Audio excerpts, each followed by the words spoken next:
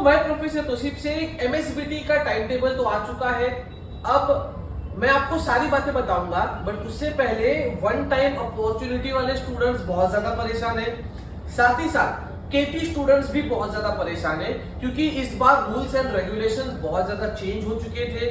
तो दोस्तों पढ़ाई करने में बहुत मजा आएगा अगर आपको पता होगा कि आपके पैर कितने जमीन के अंदर धंसे हुए हैं। तो दोस्तों ध्यान से सुनना, मैंने यहाँ पर दो कंडीशंस रखे हुए हैं। मान के चलिए एक वैभव नाम का लड़का है जिसको 3 केटी लगा है, इसका मतलब फर्स्ट ईयर में उसको 3 केटी है, तो जाहिर सी बात है वो सेकेंड ईयर में चला गया है। ओके, अब एक दूसरा प्रथम नाम का लड़का है जिसको 5 केटी लगा है, इसका मतलब उसका साल तो बर्बाद हो चुका है, बट अभी इस बार उन्हें वन टाइम अपॉर्चुनिटी का मौका मिला है और उसने वन टाइम अपॉर्चुनिटी को लिया है। इसका मतलब ड्रॉप लगने के बावजूद भी वो सेकेंड ईयर में चला गया है। यस और नो? अब दोस्तों पहले केस तो सबको पता है, उसको मैं इजीली एक्सप्लेन करता हूं कि वैभव को 3 केटी लगा है, तो अब वो सेकेंड ईयर में गया है। सेकेंड ईयर में गया है मतलब उसका थर्ड सेमेस्टर चालू है। तो सर क्या वो थर्ड सेमेस्टर का एग्जाम देगा क्या? ऑब्वियस बात है, यस वो एग्जाम देगा। समझ में आ गया? ओके, जिसको केटी लगा है वो थर्ड सेमेस्टर का एग्जाम देने वाला है। अब दोस्तों यहां पर देखो, प्रथम जिसको 5 केटी लगा है, मतलब जिसका साल बर्बाद हुआ है, बट उसने वन टाइम अपॉर्चुनिटी को सिलेक्ट किया, तो वो थर्ड सेमेस्टर में गया है। थर्ड सेमेस्टर के लेक्चर्स बैठ रहा है, प्रैक्टिकल्स बैठ रहा है, यूनिट टेस्ट दे रहा है, बट थर्ड सेमेस्टर एग्जाम जो अभी जनवरी में होने वाला है वो नहीं देगा। समझ में आ गया? नो। तो सर जनवरी में जो एग्जाम चालू होने वाला है तो उसमें वो कौन सा पेपर देगा? तो उसमें वो केटी के जो 5 सब्जेक्ट है ना उसे देने वाला है। समझ में आ गया? तो जैन वाला जो एग्जाम है उसमें वो 5 पेपर जो है केटी के वो देगा। तो सर वैभव वो तो यार थर्ड सेमेस्टर के साथ ये देगा, मतलब थर्ड सेम भी देगा और 3 केटी के पेपर भी देगा, बट प्रथम क्या करेगा? थर्ड सेमेस्टर में सिर्फ और सिर्फ केटी के पेपर देगा। डाउट क्लियर हो गया? अब दोस्तों यहाँ पर मेरी बात को ध्यान से सुनना, सब लोग केटी वाले भी और ये भी। अब दोस्तों मान के चलो कि जनवरी का जो पेपर है उसका रिजल्ट आ गया फरवरी में। अब मान के चलो कि प्रथम की बात करता हूं, प्रथम को 5 केटी में से उसका 2 केटी बचा। कितना केटी बचा? 2, मतलब 3 केटी निकल गया। समझ में आ गया? 3 केटी निकल गया, तो अभी उसका रिजल्ट आ गया और रिजल्ट में उसका कितना बचा? 2 केटी बचा, 2 केटी रिमेनिंग। ओके, तो बेटा ये क्या करेगा? प्रथम फोर्थ सेमेस्टर में जब आएगा तो फोर्थ सेमेस्टर में दैट इज जो मे वाला एग्जाम होता है ना, तो उसके अंदर वो थर्ड सेम का एग्जाम देगा, फोर्थ सेम का भी देगा और जो 2 केटी बचा है ना वो भी देगा। समझ में आ गया? प्रथम क्या करेगा? जब उसका मे वाला एग्जाम होगा, अभी जनवरी में वो क्या करेगा? सिर्फ 5 केटी देगा, बट जब मे वाला एग्जाम आएगा उसमें वो थर्ड सेम भी देगा, फोर्थ भी देगा रेगुलर, और जो केटी बचा है वो भी देगा। समझ में आ गया? अब दोस्तों मान के चलो कि रिजल्ट का ये एक पहलू हो गया। अब मान के चलो कि रिजल्ट उसका ऐसा आता है कि उसका 5 केटी में से एक भी नहीं निकला, 5 का 5 केटी बच गया, 5 का 5 केटी रिमेनिंग। तो सर ऐसे सिचुएशन में क्या होगा? तो मे वाला जो एग्जाम होगा दैट इज फोर्थ सेमेस्टर, तो उस एग्जाम में वो थर्ड सेम नहीं देगा। समझ में आ गया? वो थर्ड सेम नहीं देगा, फोर्थ सेम नहीं देगा, वो सिर्फ और सिर्फ वो 5 केटी ही देगा। समझ में आया? डाउट क्लियर है? ओके, तो आपको क्या करना है, जो वन टाइम अपॉर्चुनिटी वाले बच्चे हैं उन लोगों को कैसे भी करके जो रूल है 4 केटी से अंदर, उसके अंदर आपको आना है। समझ में आ गया? तो सर वैभव का क्या सीन है? वैभव का तो कुछ सीन नहीं है, वो तो इजीली कर रहा है। समझ में आ गया? वो फोर्थ सेम भी देगा जब फोर्थ सेम में जाएगा तभी। बट सबसे इंपॉर्टेंट बात क्या, यही रूल वैभव प्रथम को आप सेकेंड ईयर में लगा के थर्ड ईयर के लिए अप्लाई कर सकते हो। फर्स्ट ईयर का सेकेंड ईयर के लिए बताया, तो सेकेंड ईयर में लगा के थर्ड ईयर में अप्लाई कर दो। बट यहां पर सबसे इंपॉर्टेंट बात यह है दोस्तों कि अब मान के चलो कि रिजल्ट 1 की बात करते हैं। ओके, ये वाला कि 2 केटी मतलब प्रथम ने जनवरी में 5 में से 3 निकाल दिया, अब 2 ही केटी बचा है, तो प्रथम क्या करेगा, थर्ड सेम भी देगा, फोर्थ भी देगा, और जो 2 केटी बचा था फर्स्ट ईयर का वो भी देगा।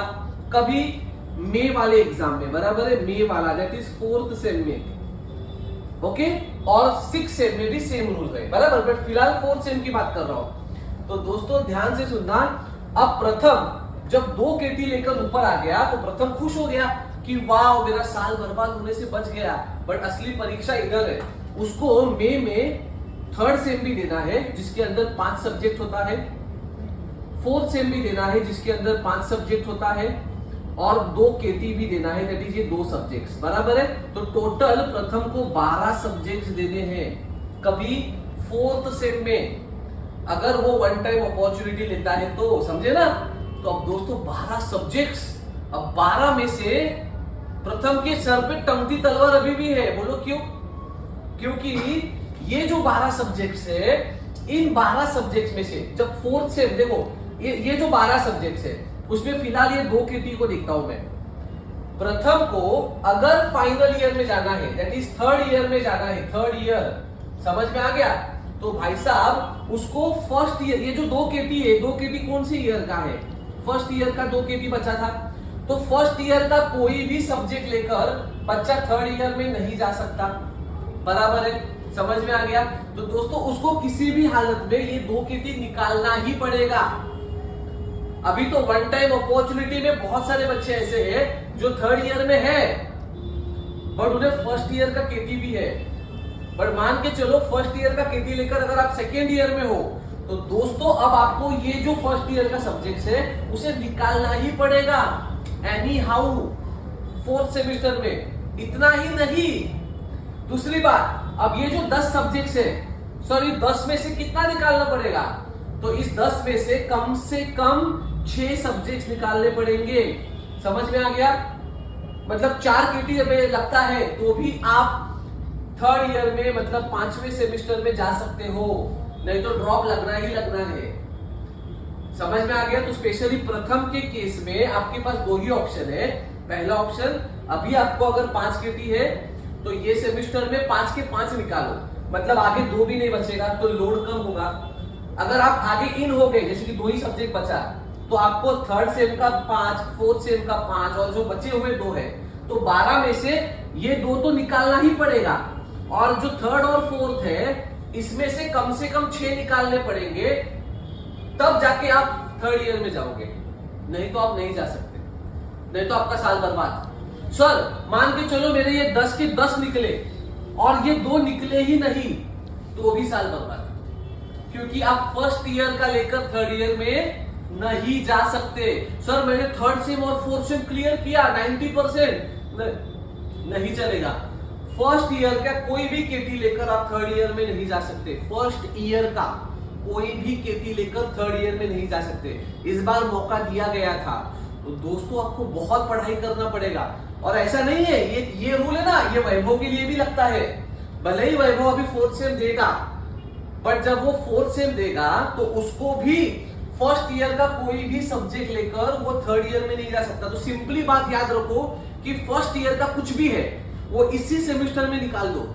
फर्स्ट ईयर का कोई भी केटी रखो मत, ये जनवरी में सब निकाल दो, तो मई वाले एग्जाम में आप थर्ड सेम और फोर्थ सेम दोनों दे सकते हो, समझ में आ गया? तो जो 10 है तो 10 में से कोई भी 6 निकाल ही लोगे कम से कम। बट फर्स्ट ईयर का लेकर अगर आगे जाते हो, एक भी लेकर आगे जाते हो, तो भाई साहब दिल दिमाग ऐसा घूमना चालू हो जाएगा। समझ में आ रहा है मैं क्या बता रहा हूँ? तो दोस्तों ये जरूरी बातें थी, तो प्लीज पढ़ाई चालू करो, आज से ही चालू करो। अगर आपको M2 का केटी है तो एप्लीकेशन डाउनलोड करो। एंड MSBT के सारे स्टूडेंट्स को बोलता हूं मैं, अपना तोशिब ट्यूटोरियल्स का ऐप डाउनलोड करो, क्योंकि MSBT के क्वेश्चन पेपर से रिलेटेड सारी बातें एप्लीकेशन पे मिलेगी। कौन सा ऐप? तोशिब ट्यूटोरियल्स। कहां पे है? गूगल प्ले स्टोर पे है, डाउनलोड कीजिए दोस्तों। उसके अंदर मैं बहुत इंपॉर्टेंट हिंट्स आपको देने वाला हूं। अब मैं क्वेश्चन पेपर्स भी डालने की कोशिश करूंगा उसके अंदर। तो दोस्तों बस ये बात आपको याद रखनी है। आशा करता हूं आपको समझ में आया होगा। 2 केसेस, वैभव और प्रथम। वैभव को फिलहाल टेंशन नहीं है, बट प्रथम को थर्ड ईयर जाने तक टेंशन है।